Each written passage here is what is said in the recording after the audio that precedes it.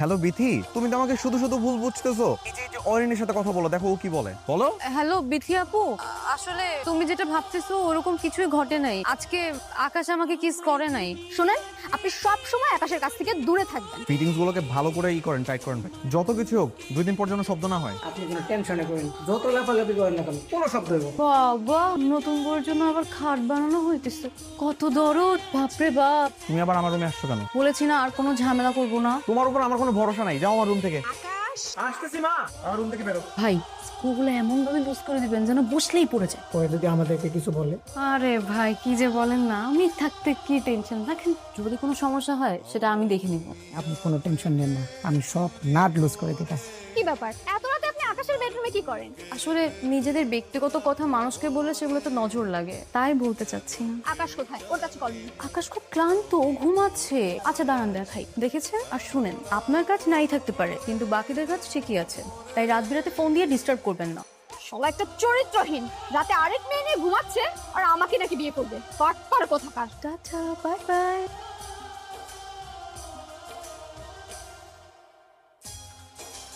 এই দাঁড়া, ওই, কোথায় পালাচ্ছ বলো? আমার জীবনের 12টা বাজে, এখন কোথায় পালাচ্ছ? আমি কিছু করিনি সত্যি। কিচ্ছু করো নাই তাই না? একটা অবিবাহিত মেয়ে হয়ে আমার রুমের মধ্যে কি করতেছিলে রাতে বেলায়? কে বলছে তোমাকে এসব মিথ্যা কথা? আমি তোমার রুমে যাই নাই। একদম মিথ্যা বলবো না, তোমার আমার ভালো মতো চেনা হয়ে গেছে। চলো বাসায় চলো। না, কেন? বাসা যাওয়ার পর যদি তুমি আমাকে পরে মারো। এই এখন মায়ের ভয় লাগতেছে? রাতের বেলায় আমার ফোন দিয়ে আমার হুবু বউকে যখন উল্টাপাল্টা কথা বলছো তখন মায়ের ভয় ছিল না? চলো বাসায় চলো, চল। প্লিজ দেখো, আমি বল। এই চুপ। হাই মেয়ে, তুমি কি বলো তো? একটা মেয়ে হয়ে এরকম লজ্জাজনক কাজ করতে তোমার একটু বাধলো না? আর তোমাকে তো আমি আমার একটা মেয়ে ভাবতাম। Sorry aunty. সরি? এই সরি কিসের? হ্যাঁ, তোমার জন্য, এই তোমার জন্য আমাদের ফ্যামিলির মান সম্মান সব নষ্ট হয়ে গেছে। পাত্রীপক্ষের কাছে আমরা খারাপ হয়েছি। আচ্ছা, তোমার কি এইটুকু কমন সেন্স নেই? মা, এত সুন্দর করে কথা বলে কি হবে? দুইটা কড়া কথা শুনে বাসা থেকে বের করে দাও না। না না, চলে যাবে কেন? তো কি করবে বাবা? তুমি যদি ওকে সুযোগ দাও বা ঘুরে ফিরে সেই কাজগুলো আবারও করতেছে। শোনো মা, তোমাকে আমার মেয়ে তোমার মতোই মনে করি। আজ থেকে তুমি এই বাড়িতে ভদ্র হয়ে থাকবে। জি আঙ্কেল, আমি চেষ্টা করবো।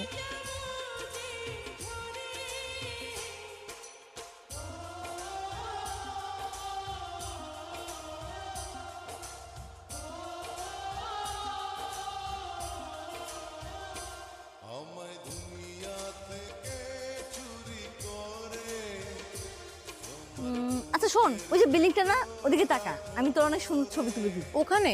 হ্যাঁ, ওদিকে তাকা। হইছে, এমন ভাবে ছবি তুলতেছিস যেন এই ছবিগুলো আমি কোনো কম্পিটিশনে সাবমিট করব। বাহ, তোমাকে তো শাড়িতে অনেক সুন্দর লাগছে। Thank you. ভাইয়া, তুই এই সময় ছাদে কিছু বলবি? না, ভাবলাম একটু হেঁটে আসি, তাই আসলাম। যাক, ভালো হয়েছে। আচ্ছা, আমাদের দুজনের ছবি তুলে দে না ভাইয়া। আমি? হ্যাঁ, তুই। অরিন, মন খারাপ করিস না। আমি জানি তুই অনেক কষ্ট পেয়েছিস। আমাদের দিকটা একটু ভেবে দেখ। এখানে যদি বাবার মান সম্মানটা জানানো না থাকতো না, তাহলে আমিও বাবাকে বলে দেখতাম। সমস্যা নেই, আমি তো আর পরে কিছু বলিনি। আঙ্কেল আমাকে থেকে যেতে বললো বলেই আমি থেকে গেলাম। আর তুই চিন্তা করিস না, আমি এর পরে আর কখনো কোনো সমস্যার কারণও হব না আর কোনো সমস্যা তৈরিও করবো না। দেখিস, তুই একজন অনেক ভালো একটা ছেলে পাবি। ঠিক আছে, ঘুমা। এমন ভাবে পানি দিব যেন কাল বিয়ে করতে গেলে ঠান্ডা লেগে যায় একদম। তাহলে তো দেখা যাবে বাসর ঘরে যেয়ে হাঁচি দিতে দিতে একদম শেষ হয়ে যাবে। এই থাম থাম, এত পানি দেওয়া যাবে না। কালকে বিয়ে, যদি ঠান্ডা লেগে যায় আরেক কাহিনী। কি ব্যাপার, সবাই শাড়ি পরেছে, তুমি শাড়ি পরো নাই কেন? যখন মন ভালো ছিল তখন শাড়ি পরেছিলাম, যেদিন আবার মন ভালো হবে ওই দিনই শাড়ি পরবো। আচ্ছা। ভাইয়া বেচারিকে তো একদম ছেঁকে দিয়ে দিলি, মনে মনে কষ্ট পাচ্ছে মনে হয়। মাঝে মাঝে কষ্ট পাওয়া ভালো, শরীর আর মন দুটার জন্যই ভালো। বিবাহিত ছেলেদের সাথে প্রেম করলে কষ্ট তো পেতেই হবে, তাই না? হ্যাঁ তাই। আমার মতো অবিবাহিত ছেলেদের তো চোখেই পড়ে না। এদিকে শুরু করছ নাকি? পানি ঢাল। দুইটা হিসাব করতে হবে।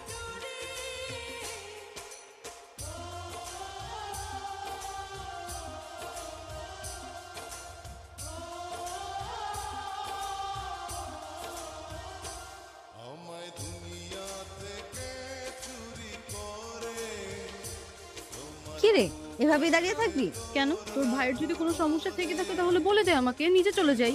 আরে রেগে যাচ্ছিস কেন? এমনিতেই বললাম। যা গোসল করা, আমি এখান থেকে দাঁড়িয়ে দাঁড়িয়ে দেখবো। ঠিক আছে, দাঁড়িয়ে থাক।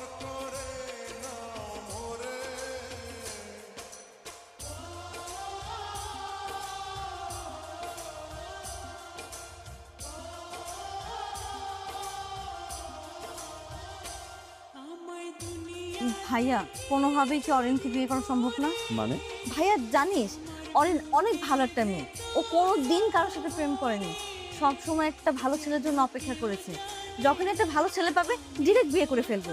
ভাইয়া অরিন সত্যিই তোকে ভালোবাসে। আমি বলবো পৃথিবীর সব নিয়ম ভেঙে একটা সুযোগ যদি পাস, সেই সুযোগে তুই অরিনকে বিয়ে কর। আকাশ কই রে? আর কতক্ষণ? দেখো তো ছেলেটার এখন হচ্ছে না। আরে কি সমস্যা কি, এত চিল্লাইতেছো কেন? হ্যাঁ, ওইটা আন্টি ওরা চলেই এসছে। আত্মীয় স্বজন সে কখন কমিউনিটি সেন্টার গিয়ে বসে আছে, আমরা এখনো ছেলে নিয়ে যেতে পারিনি। চলো তাড়াতাড়ি। আম্মু আব্বু বলো না তো তোমাদের ছেলেকে কেমন লাগছে? মাশাআল্লাহ। বলছিলাম না আর কত মানুষ ধৈর্য ধরে। হ্যালো, এই তো আমরা রেডি, আমরা চলে আসতেছি এক্ষুনি, বেশিক্ষণ লাগবে না। আর আসতে হবে না, স্যারের মেয়ে তার বয়ফ্রেন্ডের সাথে পলায় চলে গেছে। কি বলেন এসব? তার আপনাদেরকে সরি বলছে। বাবা আমি বলছিলাম যে কোনো সমস্যা কিছু হয়েছে? মেয়ে তার পছন্দের ছেলের সাথে পালিয়েছে, এ বিয়ে হবে না, আমাদের আর যেতে হবে না। বাবা আমি যা বলি শুধু আমার কথার সাথে তাল মিলাও, সামনে অনেক মানুষ। বাবা আমি ভাবছি যে আমি এই বিয়েটা করব না, আমি বিয়ে করলে বিথিকে না অরিনকেই করব। মা তোমাদের কোনো আপত্তি নেই তো? না না হ্যাঁ, না কেন, কিসের আপত্তি? আর কোনো কোনো আপত্তি নেই। আর অরিন তো দেখতে খুবই সুন্দর, ভালো মেয়ে। আর তাছাড়া অরিন তো তোকে খুবই পছন্দ করে। করো না অরিন? আমাদের কোনো আপত্তি নেই, তোমার আপত্তি আছে? না না কোনো আপত্তি নেই। আপত্তি নেই। তাহলে তো হলোই। তোমার একটা কাজ কর, তোর বান্ধবীকে নিয়ে যা, সুন্দর করে বৌসা দিয়ে নিয়ে আয়। ভাইয়া সত্যি? আরে হ্যাঁ হ্যাঁ সত্যি, যা যা তাড়াতাড়ি রেডি করো। ওকে তাহলে আমি পাত্রীপক্ষকে জানিয়ে দিচ্ছি এ বিয়ে হচ্ছে না, আমার ছেলে তার পছন্দের পাত্রীকে বিয়ে করবে। আর দেরি করছো কেন, তাড়াতাড়ি ফোন দাও। কিন্তু আঙ্কেল আপনার বাড়ি ভর্তি আত্মীয় স্বজন, তাদের কাছে তো আপনার কোনো মান সম্মান থাকবে না। না থাকলে না থাকবে, আমার ছেলে যেখানে সুখী হবে আমি সেখানে বিয়ে দেব।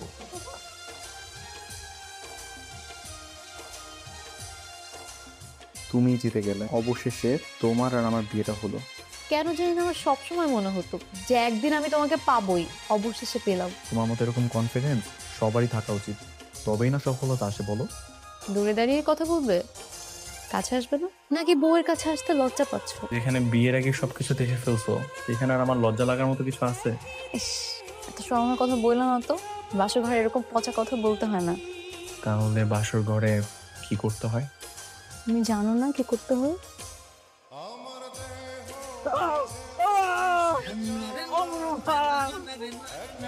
আমার মা যে বিয়ে গেল, আমার পা ভেঙে গেছে। দাঁড়াও দাঁড়াও দাঁড়াও দাঁড়াও দাঁড়াও, মানুষজন যদি জানে। ওঠো ওঠো ওঠো ওঠো।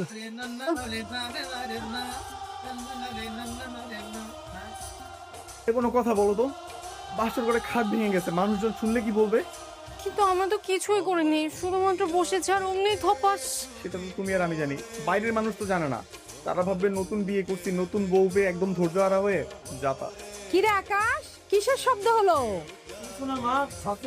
হ্যাঁ তাই তো, কিসের শব্দ হলো? কেমন করে নতুন খাট কিনে আমি নিজেও জানি না বাবা, কিভাবে জানি ভেঙে গেল। আর জানতে হবে না, কালা কথা। এক কাজ কর, তোরা আজকে রাতটা না হয় তোমার ঘরে গিয়ে থাক, কালকে সকালে মিস্ত্রি ডেকে খাট ঠিক করানো যাবে। বাপরে বাপ, ভাইয়াকে পেয়ে খাট ভাঙা বাসা করে ফেললি? আরে দোস্ত, ঘটনা তো এইটা না, ঘটনা তো অন্যটা। কি তাহলে ঘটনা? স্ক্রুগুলো এমন ভাবে লুজ করে দিবেন যেন বসলেই পড়ে যায়। আপনি কোনো টেনশন নেন না, আমি সব নাট লুজ করে দিতেছি। নিজের পাতা ফাঁদে নিজেই পড়ে গেলাম।